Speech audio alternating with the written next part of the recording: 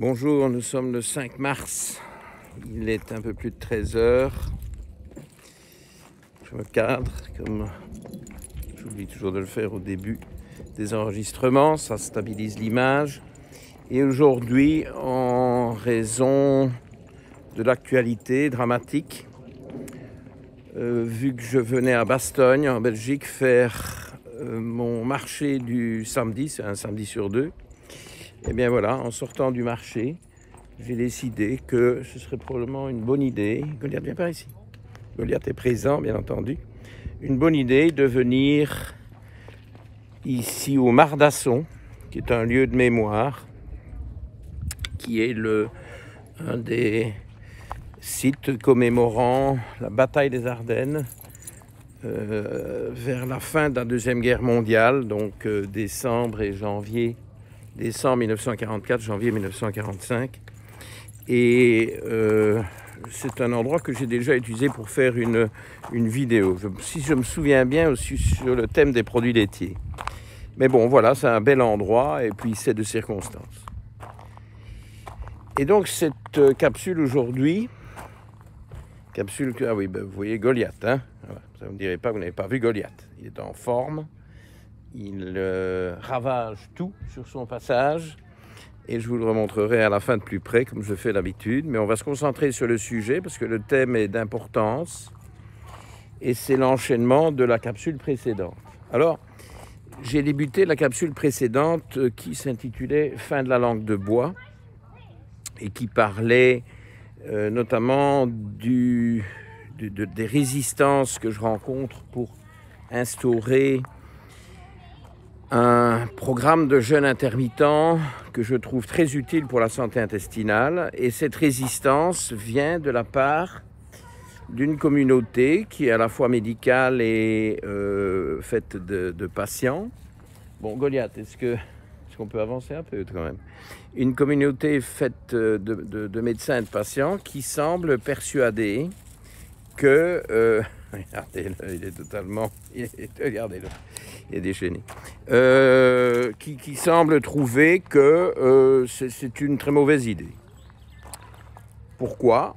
Parce que le matin, quand on se lève, on doit manger tout de suite.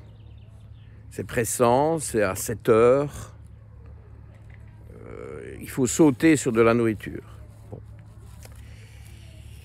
Alors moi, ça me dépasse parce que je n'ai jamais fait ça pendant mon adolescence et mes études et le début de ma carrière. Donc je vous parle là d'une période certainement d'une bonne vingtaine d'années.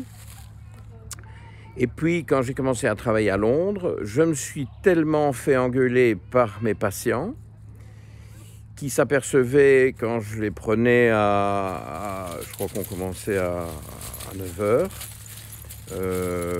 que je n'avais pas déjeuné, alors j'étais traité de tous les noms.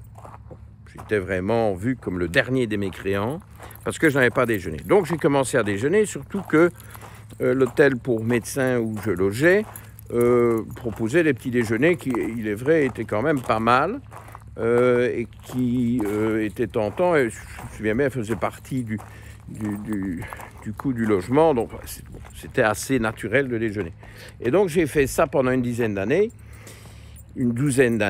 et puis je me suis retrouvé aux Jeux Olympiques de Londres en 2012, un souvenir extraordinaire. J'ai vu une grande partie des épreuves d'athlétisme, dont des moments historiques. Un samedi inimaginable où il y a eu des performances, des records, beaucoup de victoires anglaises. Alors évidemment le stade était 80 000 places remplies jusqu'au dernier siège, y compris le matin pour des séries. Bon, c'est jamais vu. Okay. Et là, aux Jeux Olympiques, le problème c'est que j'y allais toute la journée. Et donc, on était un peu dépendant des aliments qu'on trouvait sur place. Et bon là, d'abord il y avait des files monstrueuses, et puis c'était, assez infâme. Et donc, je m'étais dit que ça ne convenait pas et j'ai été très stressé, je dois vous avouer, très stressé à l'idée que j'allais rester toutes ces heures-là sans nourriture. Donc, j'ai été bardé de sachets d'oléagineux et de choses correctes. Hein. Ce n'était pas des trucs sucrés, mais voilà. Et je me suis rendu compte, suite à ces circonstances particulières, que j'avais une dépendance à la nourriture et que je me tracassais, parce qu'il fallait-il encore aller au stade, en métro, etc. Donc ça faisait une longue journée et j'étais très préoccupé, qu'est-ce que je vais manger, qu'est-ce que je vais manger.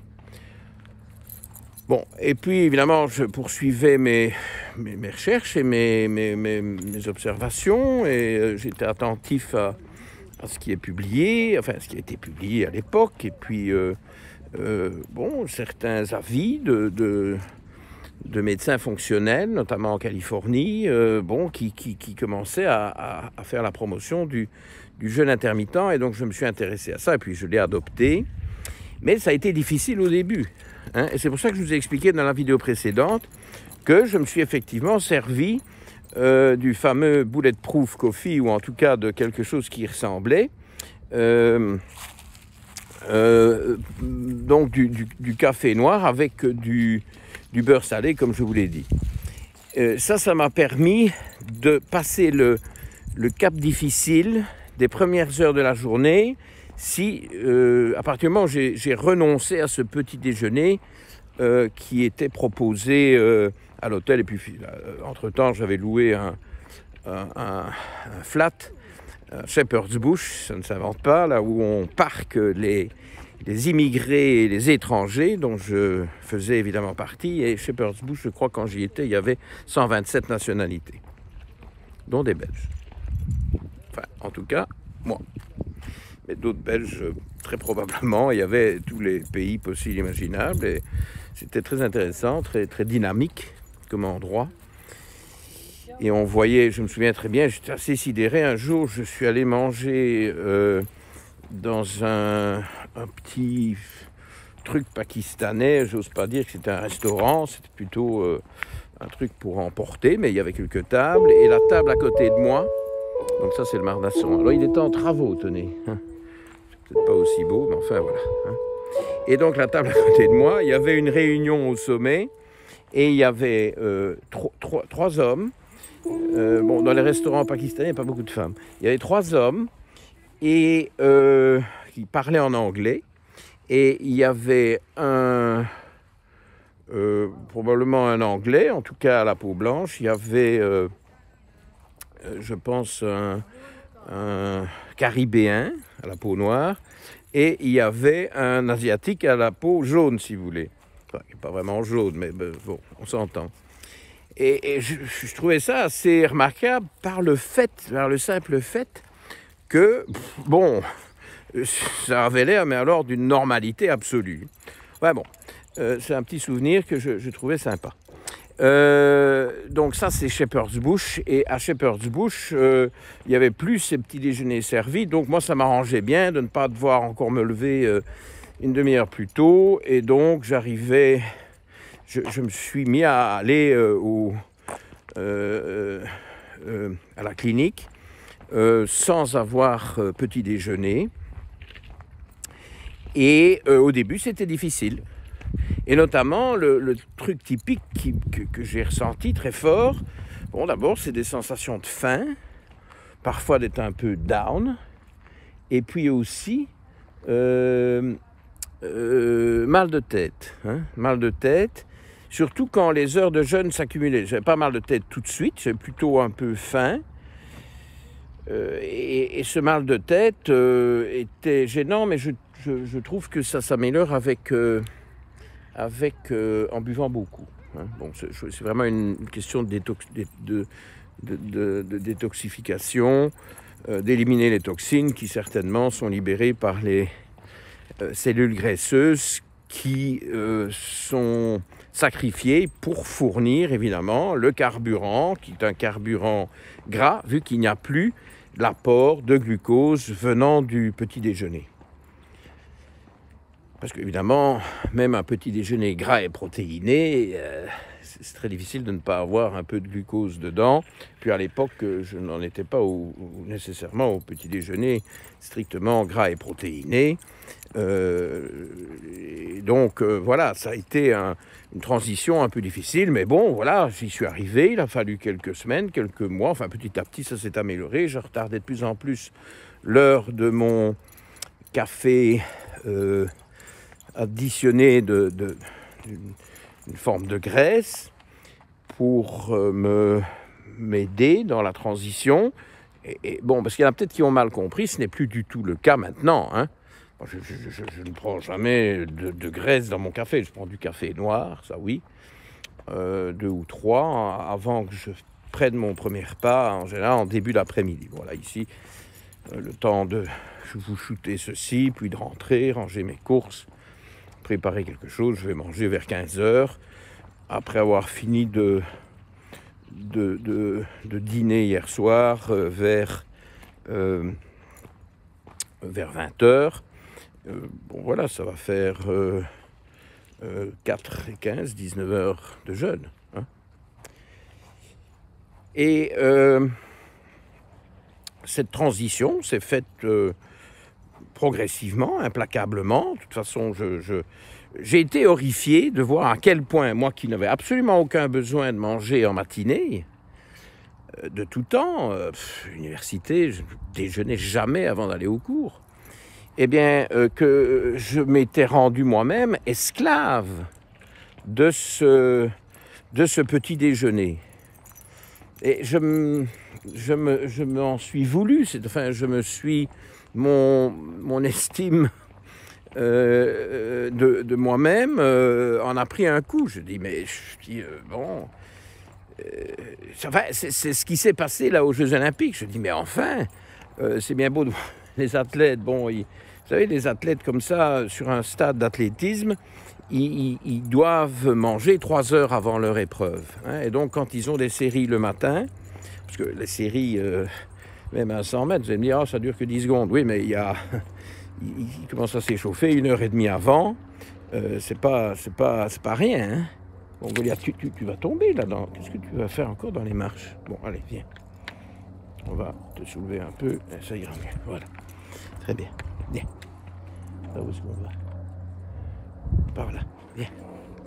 Et donc, cette dépendance infâme de trouver ou de penser à emporter quelque chose à manger, etc., m'avait franchement choqué, dégoûté. Et je me suis dit, bon, ça, c'est terminé. Je ne veux plus de ça. Et j'y suis arrivé, il a fallu un peu le temps.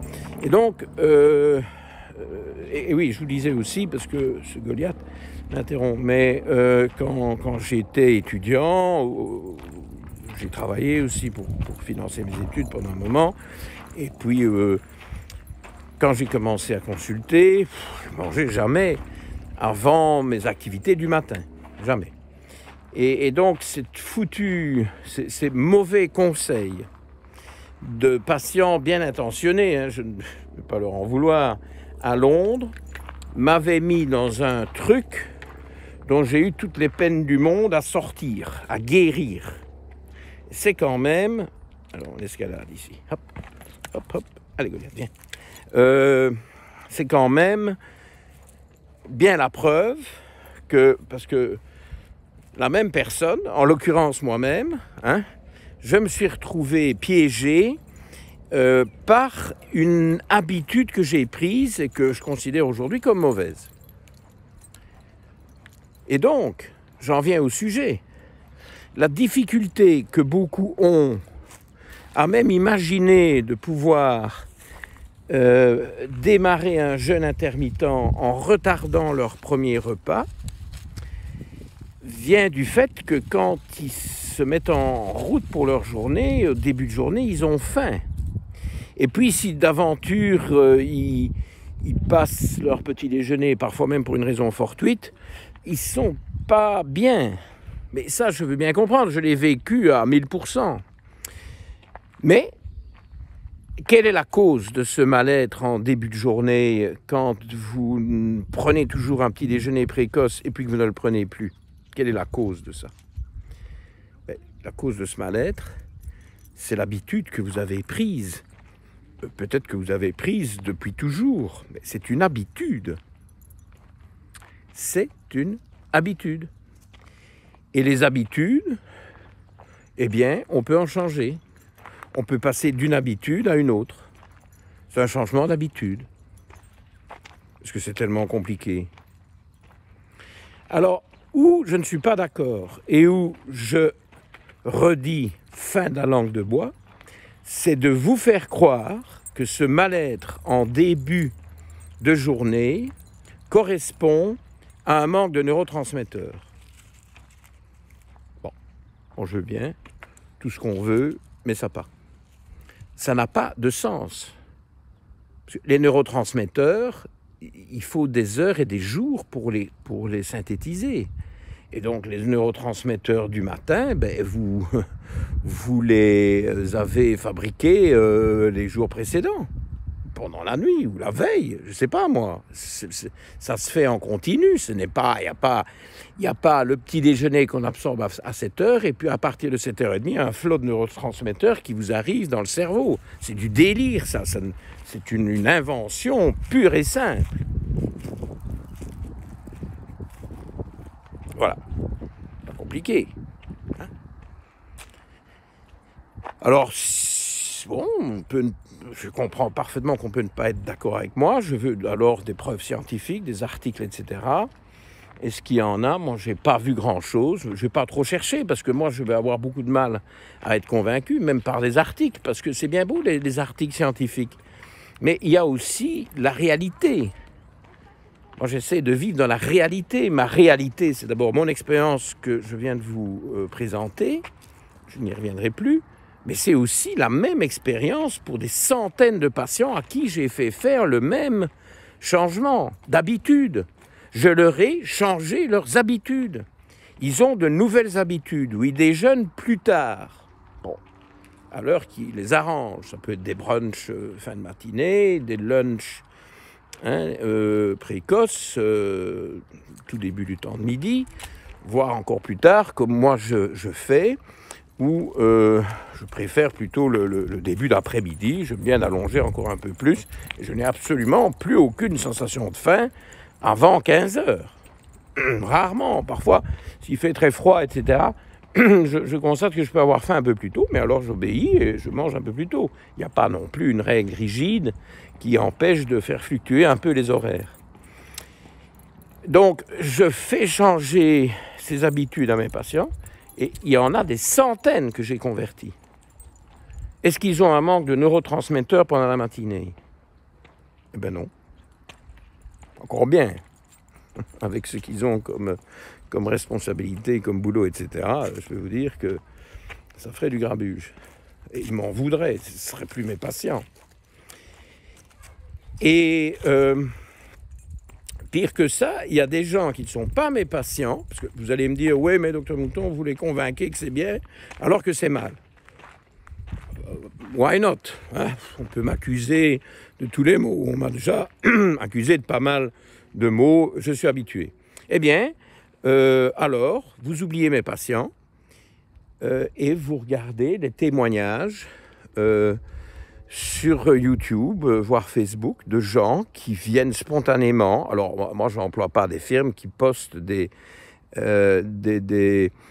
qui font des interventions, qui mettent des déclarations mensongères ou que j'aurais, moi, rédigées de toutes pièces. Hein. Bon, ce laisse des témoignages spontanés de vrais gens.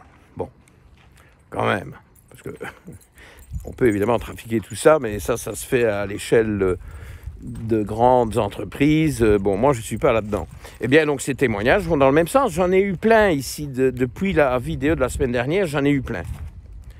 Et c'est des témoignages frappants. C'est plus spectaculaire que ce que je vous ai raconté à mon sujet. Et donc, ça, c'est des gens que je ne soigne pas. C'est des gens qui ont regardé mes vidéos. Rien d'autre. Ils ont changé leurs habitudes. Et ils en sont contents. Et il y a des progrès extraordinaires pour certains. Pas tous, mais ça mériterait peut-être d'être essayé. Okay? Alors, bon, quand même, une nuance. visiblement, c'était très intéressant comme poste. Il y a des gens qui me disent, oui, mais moi, je ne mange plus après 16 heures, je ne mange plus après 14 heures. Bon. Et alors le matin, moi, il faut que je mange, je ne peux pas me contenter d'un seul repas. Ben oui, on est bien d'accord. D'ailleurs, moi, parfois, je fais un repas, mais en général, je reviens à 2 parce que finalement, bon, je trouve ça quand même plus équilibré. Un repas plus gros et un repas plus léger. Ça dépend des circonstances, de mon boulot, etc. Bon, un repas, c'est quand même un peu pousser le bouchon loin. Alors, ça peut arriver, surtout quand on n'a pas l'opportunité d'en prendre 2 pour des raisons extérieures. Mais un repas, non, c'est pas quelque chose que je recommande à la base. Je le laisse faire si ça fonctionne bien, mais je ne le demande pas. Parce que, pour revenir à ce poste de cette personne qui me disait, mais alors moi, n'ayant plus rien mangé depuis la veille à 14 heures, le matin, j'ai faim. En plus, je fais du sport à 6 heures, après ça, j'ai faim. Ben oui, encore bien. Manger, de grâce. Donc, un jeûne intermittent démarrer tôt, pour de bonnes raisons, encore plus si vous avez commencé la journée par faire du sport, et qui se termine tôt, c'est un jeûne intermittent, c'est du 16-8, voire encore plus poussé. 8 heures fenêtre alimentaire, depuis tôt le matin jusque quelque part dans l'après-midi, vous ne dînez pas le soir, ben vous déjeunez le matin, évidemment. Moi, ça me convient parfaitement, moi, ça. C'est peut-être une habitude que je pourrais prendre en ce qui me concerne et qui fonctionnerait pour moi aussi, parce que forcément, quand vous êtes resté 16 heures sans manger, ben vous avez faim, il est légitime que vous mangez. Je n'ai pas dit que j'allais affamer la planète avec le jeûne intermittent. Donc, c'est le principe du jeûne intermittent qui est important. Je vous l'ai dit 50 fois, pour donner le temps aux intestins de s'auto-nettoyer, 8 heures de fenêtre alimentaire, 4 heures de digestion, il reste 12 heures pour nettoyer les intestins, ça c'est idéal. Mais peu importe où vous mettez vos 8 heures, et il est certainement meilleur plutôt, de ne pas manger trop tard le soir. Je préfère un jeûne intermittent plutôt tôt que tard, ok, à tout faire, à choisir. Bon, maintenant, on est dépendant de circonstances extérieures pour beaucoup d'entre nous, hein, qui jouent sur le réglage de ces horaires. Mais il y a toujours moyen de se débrouiller pour créer une fenêtre alimentaire de 8 heures, et donc de faire un bon jeûne intermittent. Et si vous préférez le faire en démarrant la journée tôt et en mangeant tôt, il y a une belle vue, hein. Eh bien, moi, le jeûne intermittent décalé plus précocement me convient parfaitement. Ok. Il y a un gros berger allemand qui arrive. On va se mettre un peu sur le côté. Regarde, viens par là. Et donc, voilà, ça c'est ce que je voulais vous dire. Et j'ai encore alors à développer parce que il faut approfondir les causes possibles de cette fatigue matinale. Et je vous ai dit aujourd'hui, là, il y a quelques minutes, que la cause principale, c'était le fait qu'il est difficile de changer son habitude et que donc quand on est habitué à manger tôt le matin, on a un appel pour le faire, mais c'est une habitude, ça ne correspond à aucune obligation physiologique. Encore bien, parce que franchement, vous imaginez la fragilité d'un être humain qui se lève et qui a absolument besoin de nourriture. Ben, il doit compter sur les autres pour lui en apporter alors. Parce que s'il doit aller se la chercher, sa nourriture, il est foutu. C'est une proie, il est mort. Il va être bouffé par son environnement. Vous savez, c'est ça la loi de la nature, hein, dans ces grandes lignes. Donc, si vous êtes dépendant de nourriture tôt le matin, ben, je ne sais pas moi, parce que vous avez dormi, il faut que vous mangiez. C'est dingue ça. Que vous ayez travaillé, puis après vous devez manger, vous avez fait du sport, puis vous devez manger, et vous dormez, puis vous devez manger, c'est complètement bidon. Ceci dit, important, il y a quand même une fatigue matinale qui peut exister, qu'il ne faut pas ignorer, qu'il faut bien apprécier et expliquer.